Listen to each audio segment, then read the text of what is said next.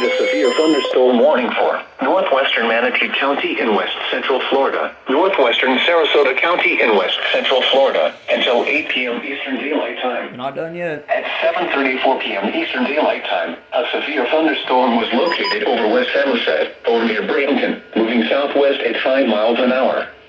Hazard, 60 miles an hour wind gusts and quarter-size hail. Source, radar indicated. Impact, hail damage to vehicles is expected. Expect wind damage to roofs, siding, and trees. Locations impacted include Sarasota, Bradenton, Palmetto, Bradenton Beach, Bayshore Gardens, Lakewood Ranch, Cortez, Ellenton, Whitney Beach, and Samoset. For your protection, move to an interior room on the lowest floor of a building.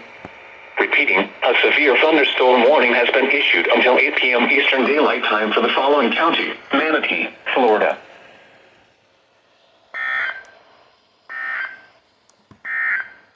This is Northwestern Radio KHD 32, servint de Tampa Bay Area. Una frecuencia 160.